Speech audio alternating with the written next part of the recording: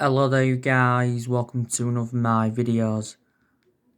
So according to reports in Germany, Manchester United could make a move for Thomas Tuchel if Manchester United sack Ole Gunnar Solsjaer in the next few weeks.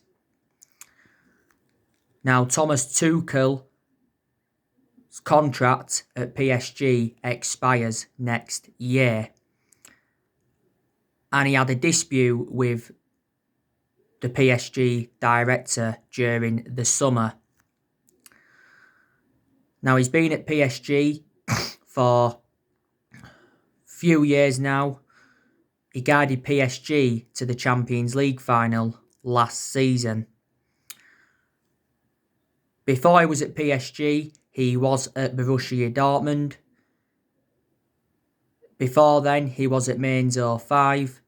And before then, he was at Augsburg. So far, he's managed 4 clubs in his managerial career. So would you take him at Manchester United? Don't forget, Thomas Tuchel made an admission prior to the game against Man United, and he said Marcus Rashford against PSG is becoming very annoying. There's obviously been other managers on our agenda. Mauricio Pochettino, he's been the favourite to take over at Manchester United. Recently, though, I heard that Pochettino is now the favourite to take over at Real Madrid. Massimiliano Allegri, he's been on our agenda a few times. Earlier on in the season, it said Julian Nagelsmann was on our agenda. But I do think Ole Gunnar Solsjaer will get sacked at Manchester United, because he's back under pressure, reflecting on our 3-1 loss to PSG recently. Now, Ole Gunnar Solsjaer insists that Manchester United can win the Premier League, and Solsjaer says that the job isn't too big for him. Now, we haven't won the Premier League since 2013, so we haven't won it now for around 8 years. We are the most successful team in Premier League history, because we've won 20 titles and 13 of them are Premier League titles. But yes, Solskjaer has not ruled us out mounting a title challenge this season. We have been in good form in the league recently. Won our last 3 league games in a row. But this season has been up and down. Now, I give you the news, didn't I, on Ed Woodward recently. According to Ed Woodward, Manchester United will back Ole Gunnar Solskjaer with a long-term plan centred around summer transfer windows. And Woodward's come out several times to support Solskjaer. It's good that we're obviously making plans for next year, because obviously next year we are looking to make more signings. There has been a lot of players on our agenda. Now, Ole made a prediction ahead of the January transfer window, and he said he doesn't expect many ins or outs. I think next year there'll be quite a few players that leave the football club. There is still deadwood in the squad that we need to get rid of. I think next year we'll be looking to get rid of Jesse Lingard. We'll be looking to get rid of Marcus Rojo. We'll be looking to get rid of Phil Jones. I think Sergio Romero will leave because he's now our 3rd choice goalkeeper. A lot of Manchester United fans are expecting Paul Pogba to leave next year. Matic could be sold next year because he has lost his place in the team. Possibly Juan Mata could go. Daniel James could even go because he's been out of form and his appearances at Manchester United are now limited. There's obviously been talks of Brandon Williams going out on loan next year because he's now our 3rd choice left back. And the other week there was talks of Dean Henderson going out on loan. I think Odin Ighalo will leave the club when his loan expires in January unless Man United hold talks over extending his loan more.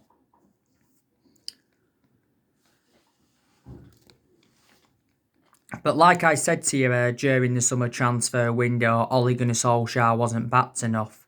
And he showed his frustration quite a few times, but the board haven't backed any of our managers enough that we've had since Alex Ferguson left. And this is the main explanation why the board has been one of the biggest problems at the club for several years, and a lot of Manchester United fans have been demanding the board out. Now, the other week, like I updated you on, Solskjaer was asked about a new contract. And he came out and said that a new contract is not his priority at the moment. His priority is leading the club to long-term success. I don't think he can bring long-term success to the club though. And he says that the team are going places under his management. It's not assured that we'll extend his stay at the club. You know, when Solskjaer got the job permanently, he signed a 3-year deal with Man United. And he's more than halfway through now, that 3-year deal. He's under contract with the football club until 2022. I'm very, very sceptical that he'll see out his contract at the club.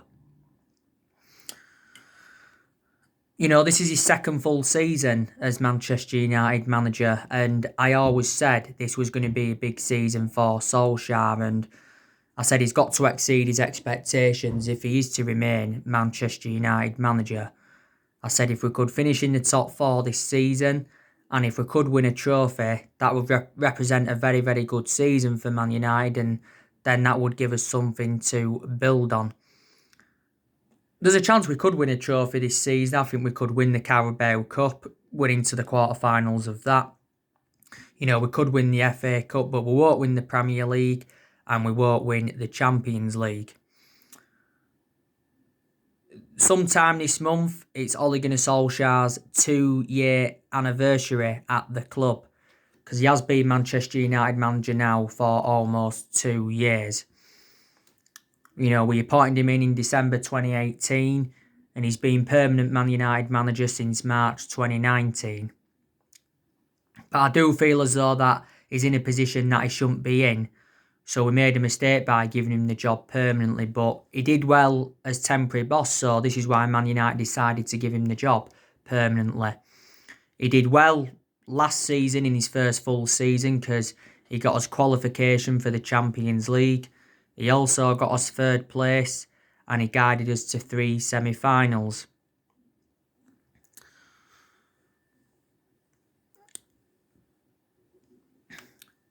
He has spent over £200 million since he became Manchester United manager.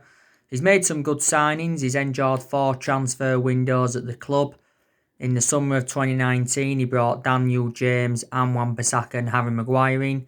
In January, he brought Bruno Fernandes in and Odin Ighalo in on loan. And in the summer transfer window of this year, he brought Donny van der Beek in, Alex Telles, Edison Cavani, Facundo Pellistri and Amad Traore. Amad Traore should be joining the football club in January. We've also seen a lot of players depart the club since he got recommended in. Ole has showed tactical flexibility in a lot of the big games, and I like the way he has promoted the youth, and we've enjoyed some good periods under him. But for me, Ole is out of his depth. Like I've said time and time again, he's not good enough as a manager. He hasn't got that proven pedigree. You know, Manchester United is the 3rd club in his managerial career. Before he was with us, he was at Molde. He won a few Norwegian titles at Molde, but they're not a big club. And before then, he was at Cardiff. He enjoyed a very, very short tenure with Cardiff. The main explanation he got sacked from Cardiff is because he ended up getting Cardiff relegated. But I thought as a player, he was very, very good. You know, he enjoyed 11 years as a player for Manchester United. His most iconic moment as a player was 1999 when he scored that late winner in the Champions League final to win the club the treble. That is the club's greatest achievement. But Solsjaer, is inheriting a squad worth £700 million, or is it £800 million? Because he's inheriting a lot of players here from the Jose Mourinho era. The vast majority of this team is Jose Mourinho's. Still a few players here from the Van Gaal era. There's one player here from the Moyes era, and there's only 2 players here now from the Sir Alex Ferguson era.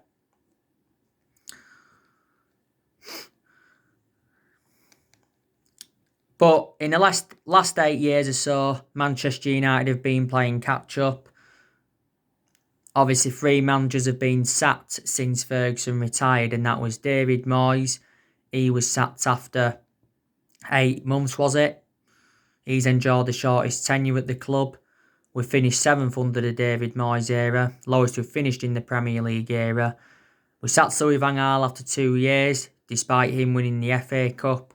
And we sacked Jose Mourinho after 2.5 years, despite him winning the Europa League, the League Cup and the Community Shield in his first season. We've brought around 36 players in since Alex Ferguson retired. Under the Moyes era, we brought Fellaini and Juan Mata in.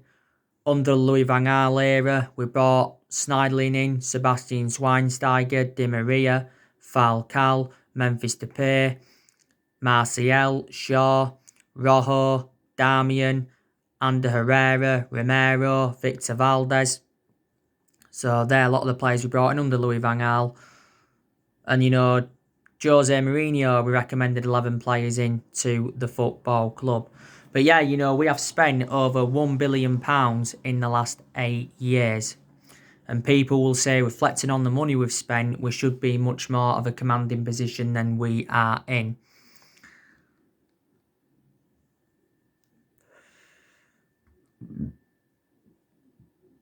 But like I've said time and time again, no manager at Manchester United or no manager in general will replicate Sir Alex Ferguson's legacy. Ferguson endured 27 years at the football club. He won a total of 38 major honours. But he didn't settle in straight away, Ferguson, because he didn't win out in his first 4 years at the football club. So since he's left, we've been inconsistent.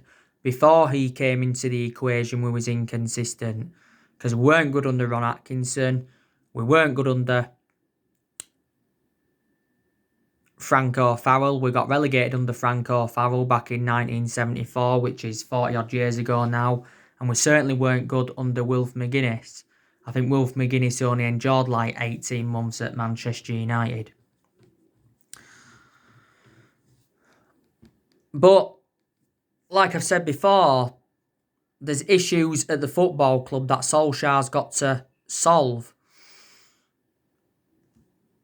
Like I've said, he's got to solve the Paul Pogba issue. He's got to identify his best 11. I don't think he knows his best 11, Ollie. I think he's also got to select the right formation. He has gone a lot with that 4-2-3-1 formation since he got appointed in as Man United manager. In a lot of the big games, he's gone with the 3-5-2 formation. A couple of times he's gone with that 4-1-2-1-2, and a few times he's gone with a 4-3-3 formation. And like I said to you on one of my recent videos, Solskjaer faces big decisions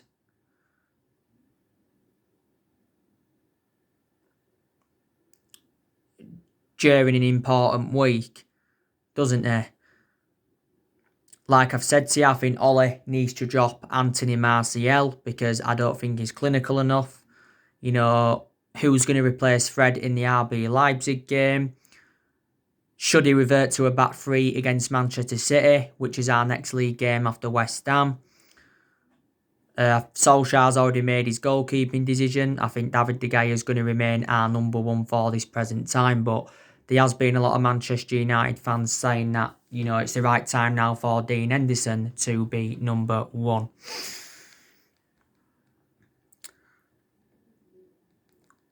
By the way, I will be on for my match reaction after the game against West Ham today is a 5:30 kickoff. It's a big game against RB Leipzig next week.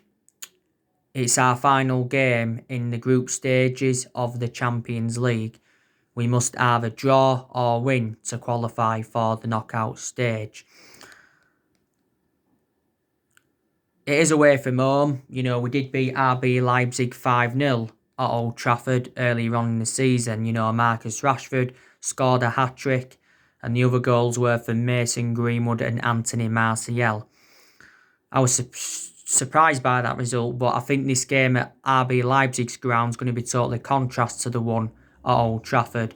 Leipzig are a good team. They've got one of the best young coaches in the world through Julian Nagelsmann. Last season, they progressed to the Champions League semi-finals, and they also finished third in the Bundesliga. I think in the next 6 games from now, if we're not doing well, then I think there's a good chance Solsjaer will be sacked. And Solskjaer's even come out and said, you can't get past 6 games and still remain in a job.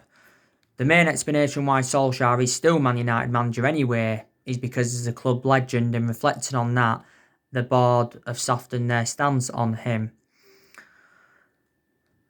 Now, these players at Manchester United that have impressed me this season. Marcus Rashford, he's been very, very impressive. There's been a couple of games where he has looked off the pace. But Marcus Rashford, scores goals. He gets good runs in behind. His finishing's really, really improved. A couple of times we've played him centrally. We've played him out wide. But he's more effective out wide, is Rashford. A couple of times we've played him on the right-hand side. But most of the time he plays on that left-hand side. Don't forget, recently he's had a shoulder problem, Rashford. And it said he is a doubt for today's game. But maybe he will be involved. Rashford's been part of the club for several years. He's been United player since the age of 7, and he's been in our senior squad since 2016. So he's been in our senior squad for a good 4.5 years, something like that. He turned 23 a few weeks ago.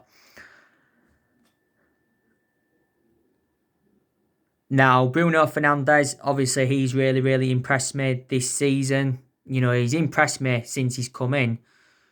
In most of his games, he's been very, very consistent. There's only been the odd couple of games where he has looked off the pace. He wasn't so good against Paris Saint-Germain recently, but I thought in the game against Başakşehir in Turkey, that was his worst game in a Manchester United shirt, because he was dispossessed around 34 times. He just recently won Player of the Month for November, by the way. Fernandes has been at Manchester United now for almost a year. He's scored quite a lot of goals. He's provided assists. He's under contract with Man United until 2025. We paid €55 million for him from Sporting Lisbon back in January.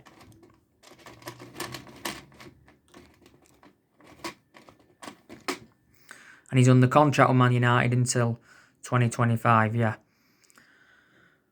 But he's definitely our best player, and he's the best signing we've made since Alex Ferguson's retirement. Donny van der Beek, I've also been very, very impressed with him. Recently he has been playing in that deeper role. I think that's where he's more effective, in that deeper role.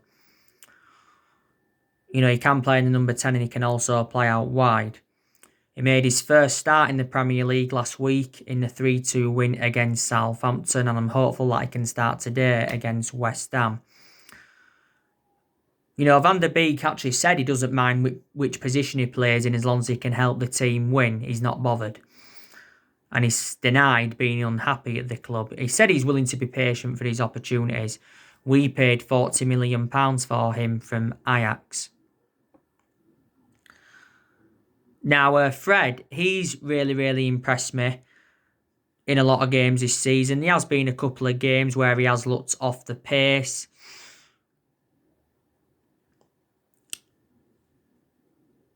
But a lot of his games he's done well. I like the way he's broke up the play. He's showed good attacking intent. His passing and that's been good. He's not a world class by any means. I thought he was an exceptional player when he was at Shakhtar Donetsk. Fred's been at Man United now for a few years. We paid £47 million for him from Shakhtar Donetsk. Fred did get sent off against PSG because he received 2 yellow cards. He was lucky not to be sent off though in the first half for the headbutt on Paredes. And obviously got the second yellow card from the challenge on Ander Herrera. To be fair to Fred though, he did win the ball, so that wasn't a second booking. But Fred shouldn't have even been on the pitch. He should have been taken off at half time. So that was an awful decision by Solsjaer to not take him off. Now, I've also been very, very impressed with Alex Telles. I think he's enjoyed a fantastic start to his Manchester United career. I like the way that Telles crosses the ball. He gets in decent positions. He shows good attacking intent as well. Defensively, he's okay. You know, we paid 15.4 million for him with add-ons included. I said he's going to be a good signing for Man United. He's obviously our first choice left back. Luke Shaw. I was also really, really impressed with him before he got that hamstring injury. Because in his last 2 games he did play and he got 2 assists. My only element of concern about Luke Shaw is that he's injury prone. Luke Shaw's enjoyed a good 6 years or so now at Manchester United. We paid £30 million for him from Southampton back in 2014. But he's close to returning now, so that's positive news. Now, Harry Maguire, I've been impressed with him in quite a few games this season, but there's also been some games where he hasn't been so consistent. When he's played well this season, he's been very effective in the air. He's showed that ability to play out from the back. He's made some good interceptions. My element of concern about Harry Maguire, though, is too slow. That's the problem. And he certainly wasn't worth the £80 million that we paid for him. He's the most expensive centre-half in the world at the moment, and he is our current captain. Don't forget he did have early season troubles because he had that incident in Greece before the start of the season. He also had a few knocks and he got sent off in England's 1-0 defeat to Denmark. Did Harry Maguire. That's getting a bit dark now, isn't it? Put it a bit light. Didn't he? Victor Lindelof. Now, I think he has had some good games this season, but he's also had bad games. He's enjoyed a lot of bad games as a Man United player since he came in. Lindelof's too slow as well. You know, he's enjoyed a good 3 years or so at the club. We paid £31 million for him from Benfica back in 2017.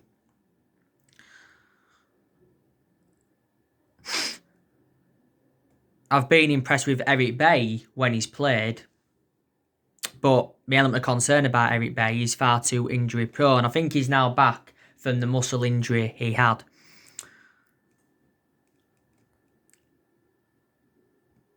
Axel Tuanzebe. I was very, very impressed with him against PSG earlier on in the season. That was the game in Paris, and that was his first start for Man United in 10 months. I think Ole was speaking about Axel Tuanzebe before the Chelsea game earlier on in the season, and he's challenged him to add consistency to ensure that he has a long career at Man United, but obviously Ole's hopeful that he will remain injury-free. So he's one of our backup centre-halves. And Wan-Bissaka, I've got to say, I've been very, very impressed with him this season. He's played well in a lot of games. There's been some games where it hasn't been so good though, but in the games he's played well in, he's showed good attacking intent. His defensive contribution's been good, but in general that's been more or less good anyway. He's got into good positions. He's put good crosses into the box. So yeah. But we do still have element of concerns about Wan-Bissaka's, lack of attacking intent. We've got concerns about his distribution. This is his second season at Man United. We got him for £50 million from Crystal Palace in the summer of 2019. David De Gea, I've also been very, very impressed with him. There's been quite a few games this season where he's made good saves, but there's also been some games where he really hasn't had nothing to do. But I've been very impressed with his distribution. David De Gea's been a long servant at the club. This is his 10th season at Manchester United. He's made over 500 appearances now for Man United in all competitions. And he's won everything domestically at the football club. And he's also won individual awards reflecting on his good performances. David De Gea wasn't good last season, and I don't think he was good the season before. I was very, very critical of him at that point. He's not the best in the world now, but he was at one point the best goalkeeper in the world.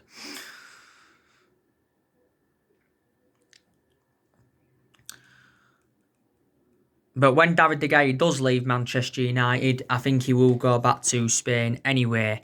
We paid, was it nearly £19 million for him from Atletico Madrid back in 2011. Didn't we? Juan Mata, I've been impressed with him in some games this season. He did well in both our Carabao Cup games against Luton and Brighton. He also did well in the Newcastle game earlier on in the season. And he also did well in the Chelsea game. Wait there a second to turn this light on.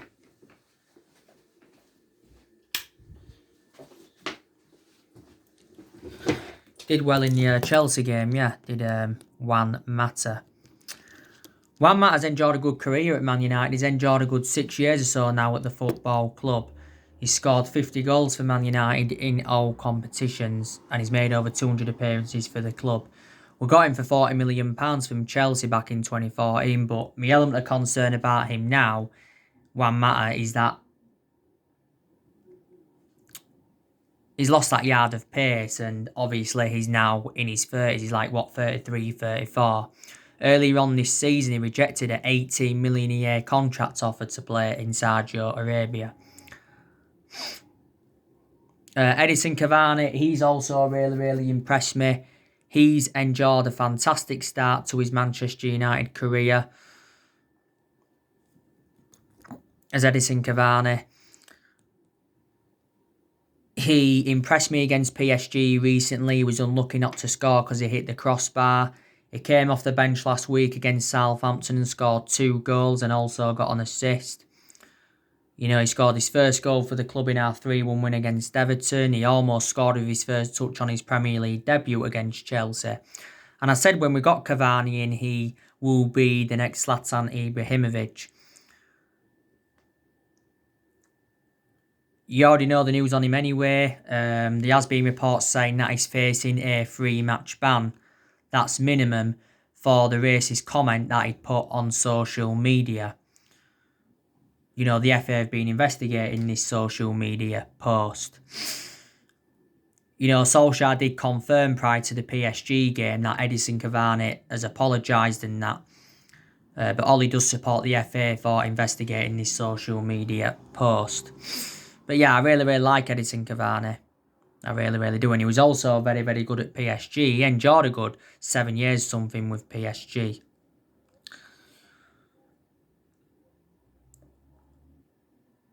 So yeah, they are the players that have impressed me. There's also players that have disappointed me.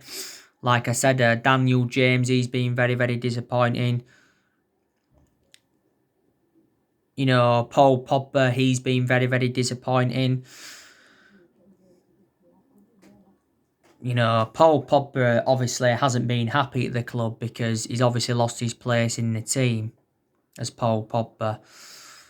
He has had a long-running transfer saga. He's been relentlessly linked with a move to Real Madrid. There's obviously been rumours of him going back to Juventus. PSG and Barcelona have been in for him before. He's just come back from an ankle injury, Pogba. Solsjaer confirmed the ankle injury that he did have recently was totally contrast to the one that he had last season. Earlier on in the season, we triggered that 1-year extension on his contract. Pogba wasn't happy about this. But there has been no talks over getting him a long-term contract at the club. Matic, I've also been very disappointed with him. He's actually lost his place in the team, Nemanja Matic. The only reason he was playing recently is because Pogba's been out and McTominay recently had a knock. And I do have reservations about McTominay as well.